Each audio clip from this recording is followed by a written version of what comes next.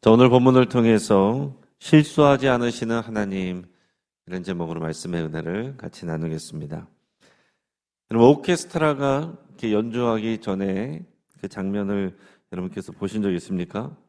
공연장에서 오케스트라가 연주를 하기 전에는요, 항상 이상한 소리를 내요. 그래서 오케스트라를 처음 접하는 사람들은 좀 당황스러운 그런 마음을 갖습니다. 굉장히 듣기 싫은 또 기묘한 불협화음들이 막 나옵니다. 수십 명의 연주자가 각자 자기 악기를 조율하면서 내는 소리예요. 그래서 누군가는 높은 음을 내고 누군가는 낮은 음을 냅니다. 때로는 이 귀가 따가울 정도의 이 불협화음이 전체 그 연주홀을 가득 채웁니다. 그래서 이 상황이 무엇인지를 모르는 사람은 이제 당황하고 이 공연이 엉망이네, 오케스트라 잘 못하네, 이렇게 말할 수 있어요. 하지만 지휘자에게 있어서 그 소음은 가장 완벽한 연주를 하기 위해서 반드시 거쳐야 되는 조율하는 시간입니다. 각자 정비하는 시간이, 이 시간이 있어야 그 다음에 오케스트라의 연주가 올바르게 진행이 된다라는 얘기입니다. 성경에 나오는 이 야곱 가정의 이야기, 그리고 오늘부터는 이제 요셉의 이야기가 시작이 됩니다. 근데 계속해서 이 가정들의 이야기를 보면 정신없고 또 복잡할 때도 있고 문제가 많아 보입니다. 이게 마치 오케스트라가 조율하는 모습, 조율되기 전에 이 불협화음을 내는 모습, 그런 모습처럼 보인다는 얘기죠. 계속 불협화음이 나타납니다. 아버지인 야곱은 자녀를 편애하고 그걸로 인해서 또 자녀들은 서로 시기하고 미워하고 또 요셉의 미숙한 또 말과 행동이 또 나타나기도 하여서 이런 모든 것들이 뒤섞여서 어떻게 보면 불쾌한 소음을 내는 것 같은 가정 이야기가 펼쳐집니다. 그러나 우리는 이 소음 너머를 바라봐야 돼요.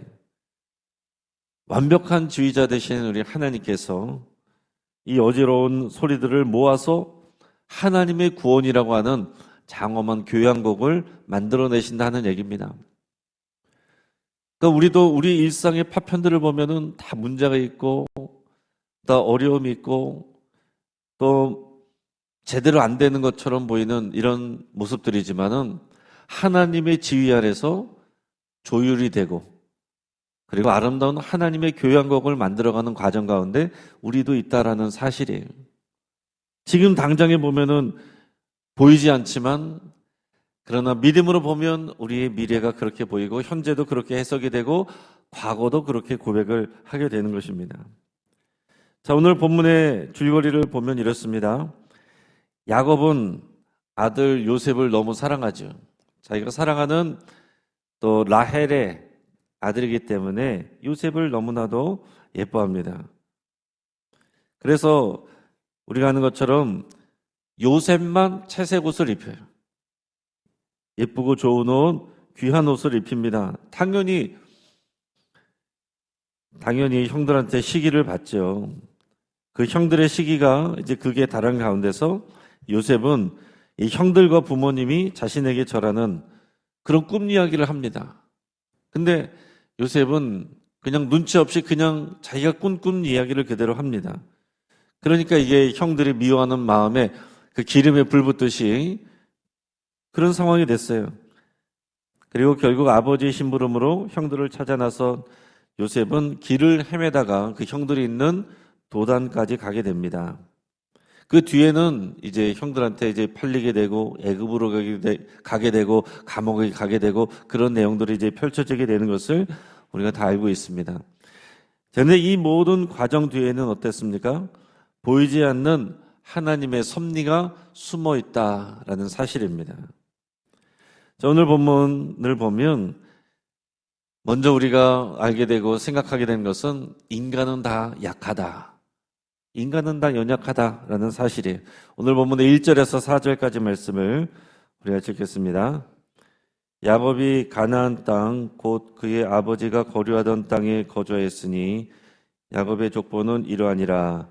요셉이 17세의 소년으로서 그의 형들과 함께 양을 칠 때에 그의 아버지의 아내들 비라와 실바의 아들들과 더불어 함께 있었더니 그가 그들의 잘못을 아버지에게 말하더라. 요셉은 노년에 얻은 아들이므로 이스라엘의 여러 아들들보다 그를 더 사랑하므로 그를 위하여 채색옷을 지었더니 그의 형들이 아버지가 형들보다 그를 더 사랑함을 보고 미워하여 그에게 편안하게 말할 수 없었더라. 자, 야곱은 아브라함과 이삭을 잇는 언약의 계승자였습니다. 하지만 아버지의 역할을 하는 그 모습을 보면 낙제점에 가깝다, 이렇게 말할 수 있어요. 요셉에게만 화려한 채색 옷을 입혔습니다. 자, 이 옷은 그냥 단순한 선물이 아니에요. 옷을 예쁘게 입혔다는 그런 정도만 되는 의미가 아니라 내 후계자는 너다. 이 집안의 이 정통성을 이어갈 후계자는 바로 너다. 이런 노골적인 선언과 같다라는 얘기입니다. 당연히 그 형제들 사이에서 문제가 생길 수밖에 없는 거죠. 이 아버지의 편애, 이것으로 인해서 형제들 사이에는 평안한 인사조차 빼앗아 버렸습니다. 편안하게 말할 수 없었다, 이렇게 기록하고 있잖아요. 그러니까 서로 사랑하고 사랑받아야 될 이 가정이 서로를 증오하고 미워하는, 질투하고 시기하는 전쟁터처럼 됐다라는 얘기입니다. 지금 당장에는 눈에 드러나지 않아요. 그러나 그 마음들이 다 깨져 있고 찢어져 있습니다. 요셉 역시 형들의 잘못을 아버지에게 일러 바치면서 갈등의 골을 깊게 만듭니다. 철이 없는 거죠. 아빠, 저 형이 이거 이렇게 했어. 아빠, 저 형이 이런 말 했어. 그러면서 다 일러 바치니 아버지는 요셉을 더 사랑하고 형들은 요셉을 더 미워하고 또 이런 가정 분위기가 됐습니다. 오늘날 우리 사회는 어떻고 우리 가정은 어떻습니까? 또 우리 교회 공동체는 어떻습니까? 우리는요, 남보다 더 예쁜 옷을 입으려고 하고 더 좋은 배경을 갖추기를 원하고 더 화려한 스펙을 입으려고 합니다. 갖추려고 합니다. 그것을 어찌 보면은 누가 더 좋은 채색 옷을 입느냐, 그런 경쟁을 벌이는 것과 같다는 얘기예요. 누가 더 돋보이느냐, 누가 더 높은 자리에 있느냐. 내가 입은 채색 옷이 그러나 여러분 누군가에게는 박탈감이 될 수 있습니다. 또 나의 미숙한 정의감, 또 이거는 얘기해줘야 돼, 고쳐야 돼 라는 정의감이지만은 그러나 그 미숙한 언행으로 인해서 누군가는 또 상처를 받기도 합니다. 교회에서도 그럴 수 있어요. 다 누군가를 위해서 기도 제목이라고 같이 기도해야 되겠어 하고서 다른 사람들에 얘기하면 그 상처가 되고 내 이야기를 하고 돌아다니네 그러면 상처를 받을 수 있잖아요. 그러니까 누군가는 좋은 의도로 하는 일이지만은 그것이 남들에게 상처가 될 수가 있고, 또 우리가 교인들이 함께 모여서 얘기를 나눌 때 다 자기 채색 옷을 얘기를 합니다. 우리 이번에 직장에서 뭐가 어떻게 잘 됐어. 우리 자녀들은 잘 됐어. 근데 같이 나누고 있는 구역원들 안에서 지금 그런 부분들이 부족해서 연약해서 안 되고 있어서 힘들어하고 어려운 사람들이 있는데 눈치 없이 내 자랑을 막 얘기하고 내 채색 옷 그것을 막 자랑하면은 그 앞에서는 얘기 못하지만은 거기 있는 다른 사람들은 누군가는 상처를 받을 수가 있다는 얘기죠.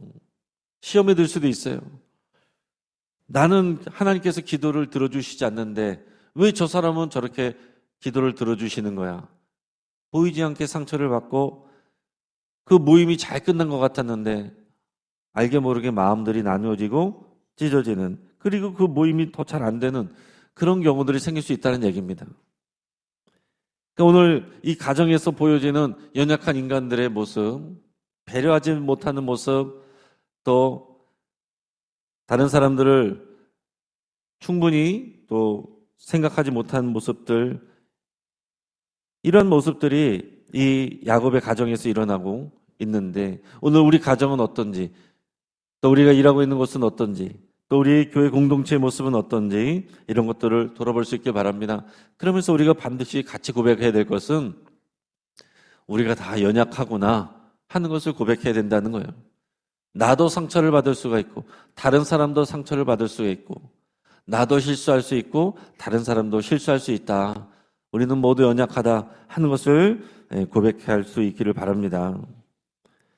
그러고 나서 이제 그 유명한 요셉의 꿈 이야기가 나옵니다. 우리 5절에서 11절 말씀 같이 읽습니다. 요셉이 꿈을 꾸고 자기 형들에게 말하매 그들이 그를 더욱 미워하였더라. 요셉이 그들에게 이르되 청하건대 내가 꾼 꿈을 들으시오. 우리가 밭에서 곡식단을 묶더니 내 단은 일어서고 당신들의 단은 내 단을 둘러서서 절하더이다.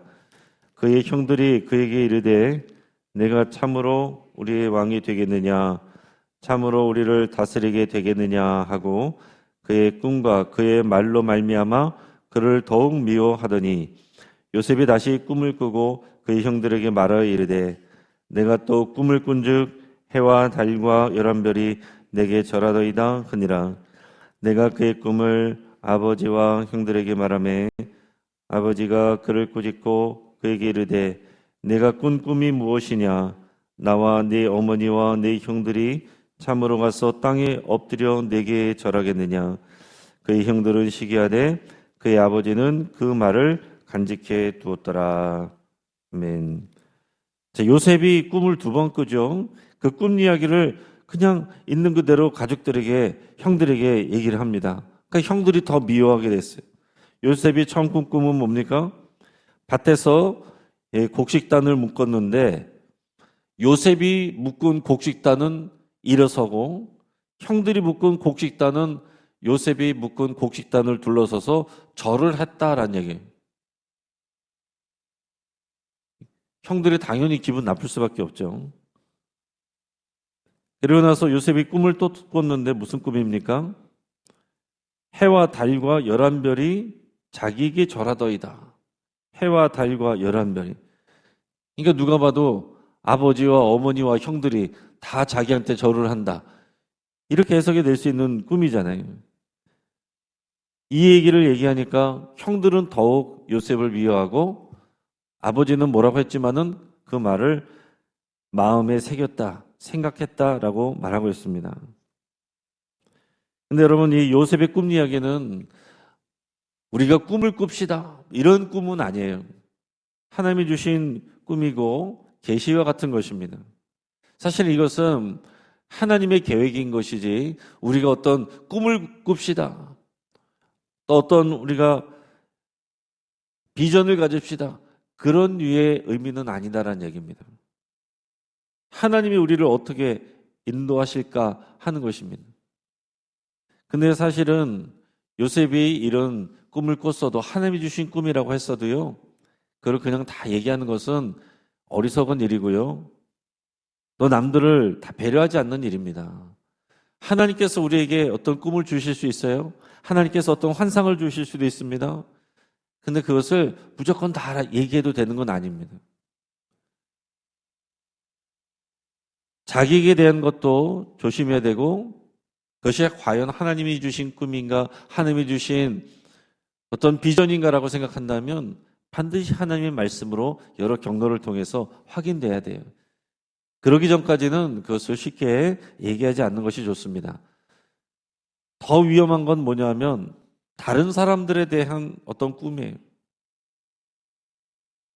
다른 사람들에 대한 어떤 꿈을 꿨는데 그것을 가지고 자기 해석을 붙여서 사람들에 얘기한다. 그럼 반드시 문제가 생깁니다. 반드시 문제가 생겨요. 예전에 어떤 분이 그런 얘기를 하는 걸 들었어요. 그 교회에 난리가 난 일인데 어떤 권사님이 기도하는 중에 꿈을 꿨는데 꿈에서 목사님이 속옷 차림으로 막 돌아다니더래요. 자, 근데 이분이 이거를 사람들한테 얘기하면서 이런 꿈을 꿨는데 이 목사님이 얼마나 하나님 앞에서 못났으면 분명히 무슨 잘못한 일, 부끄러운 일이 있다. 그러면서 좋은 말로 목사님을 위해서 기도합시다. 이렇게 얘기했다는 거예요. 그러니까 그 말들이 소문이 나면서 좋은 말로 소문이 나는 게 아니고 목사님이 뭐가 문제가 있다더라. 하나님이 그런 응답을 주셨다더라. 그 꿈에서 목사님이 속옷 차림으로 다녔다. 첫째는 이게 과연 하나님이 주신 꿈인가? 그 의미가 있는 것인가 하는 것을 점검을 해봐야 되고요. 두 번째로 예를 들어서 하나님이 주신 꿈이라는 확신이 들었다. 그러면 이것이 그 목사님이 문제가 있다라고 그것을 지적하고 사람들에게 말하라고 한 것인지, 그 목사님의 연약함이 있으니 그 목사님을 위해서 기도하라고 하는 것인지, 그거는 그것을 해석하는 그 사람의 성숙도가 달라지는 거예요. 다른 것입니다. 근데 그 일로 인해서 그 말을 통해서 결국 그 교회에 분란이 일어나고 그 목사님도 어렵게 됐다는 그런 얘기를 저도 예전에 들은 적이 있어요. 그러니까 요셉도 마찬가지입니다. 요셉이 이런 꿈을 꾼 거는 분명히 하나님이 주신 건 맞아요. 그러나 그것을 형들한테 얘기하고 또 아버지에게 얘기하고 그 말을 하는 과정 가운데서 그 내용들을 들을 만한 사람들이 충분히 그럴 말을 들을 만한 마음의 준비와 또 믿음이 돼 있지 않을 때에 그것이 오히려 분란이 되고 문제가 될 수 있다라는 사실입니다. 그러나 시간이 지나고 나서 보니까 그 꿈이 결국은 이루어지죠. 하나님의 계획입니다. 그러나 그 과정을 이루기까지 요셉은 많은 고난을 겪어요. 이해할 수 없는 일을 겪습니다. 그리고 상처를 받아요. 이해하지 못하는 일들이 벌어졌습니다. 그러나 나중에 가서야 고백합니다. 이것은 하나님께서 큰 구원을 이루기 위해서 이렇게 하셨습니다. 나중에 가서야 아는 거예요. 그러니까 여러분, 저와 여러분들이 오늘 우리 삶에서도 그럴 수 있다는 얘기입니다. 도대체 어떻게 이런 일이 일어날 수 있는가? 하나님께서 나를 사랑하시고 내가 기도했고 하나님께서 응답도 주신 적도 있고 은혜도 받았는데 왜 내 삶은 또 이런 어려운 일이 생기고 내 계획대로 되지 않고 내 기도가 이루어지지 않는가? 지금은 이해할 수 없을 수 있다는 얘기입니다. 하나님께서는 우리에게 분명히 좋은 계획을 갖고 계시고 또 그런 사인도 주셨고 각자 우리에게 소망도 있고 꿈도 있는데, 그러나 현실은 전혀 다를 수 있다는 얘기죠. 지금은 이해할 수 없지만 나중에 가서는 이건 하나님의 큰 구원의 계획이었구나라는 것을 고백할 수 있게 된다는 사실입니다. 그런 간증이 너무나도 많고 너무나도 넘쳐나는 거죠. 성경이 그런 간증과 스토리들이 많은 것입니다. 그래서 이런 하나님의 말씀을 나눌 때 우리들이 적용하면서 어떻게 돼야 됩니까? 지금 오늘 이 순간, 나중에 가서는 그렇게 고백할 수 있을 텐데 지금 이 순간은 이해할 수가 없고 힘이 들 수 있다는 얘기죠. 그러면 오늘 이 말씀들을 통해서 우리는 그 미래에 가서 오늘을 다시 바라보는 그런 믿음과 시선으로 고백을 해야 된다는 거죠. 지금 내가 당장은 이해가 되지 않지만 하나님께서 좋은 계획과 하나님의 비전을 가지고 나를 인도하고 계신 줄을 믿습니다.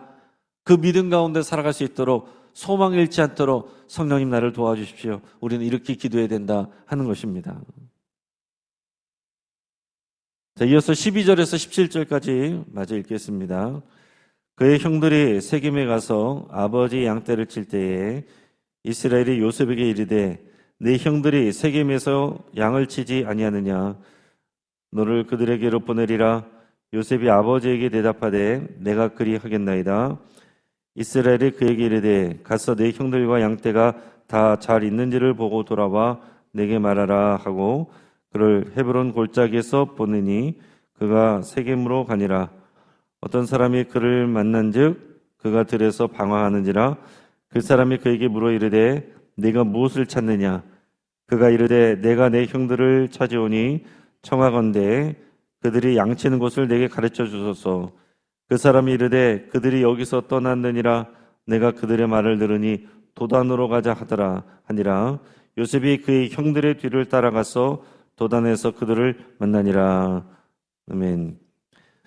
자, 형들이 양치러 갔어요. 요셉은 집에서 놀고 있습니다. 세겜이란 곳으로 갔습니다. 지금 지내는 곳은 헤브론이라는 곳이에요. 아버지가 심부름 보냅니다. 세겜에 지금 양들을 잘 치고 있는지 보고 와라. 세겜으로 갔어요. 근데 형들이 다른 곳으로 가고 없습니다. 그냥 집으로 돌아갈 수도 없고 형들을 찾아야 되는데 이제 헤매는 거예요. 벌판에서 헤매고 길을 잃고 있습니다.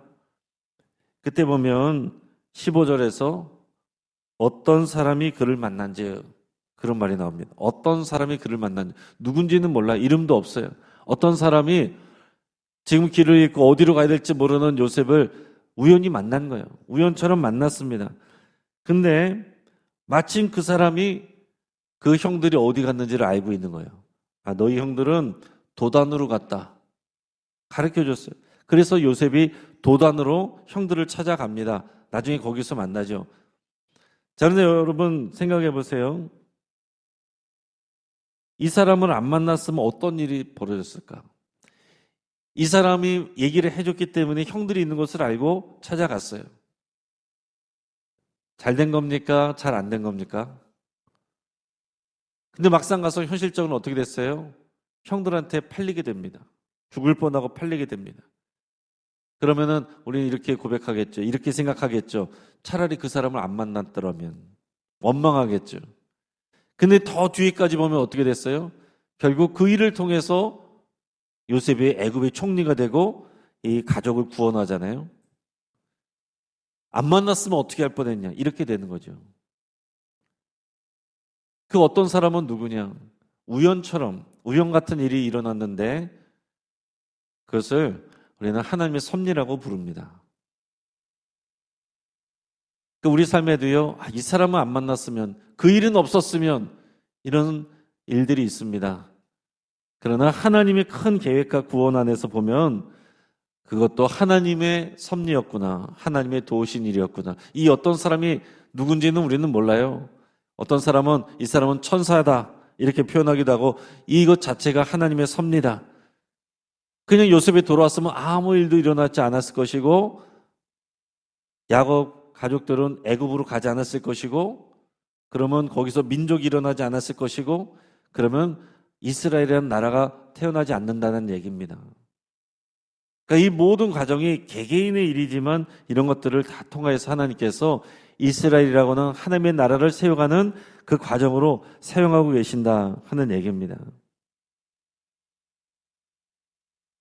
우리 교회 또 후원하는 선교사님들 중에서 이영호 선교사님은 미국 나바오 인디안 원주민들 또 돕는 사역을 합니다. 근데 이 나바오 이 인디안 원주민들이죠.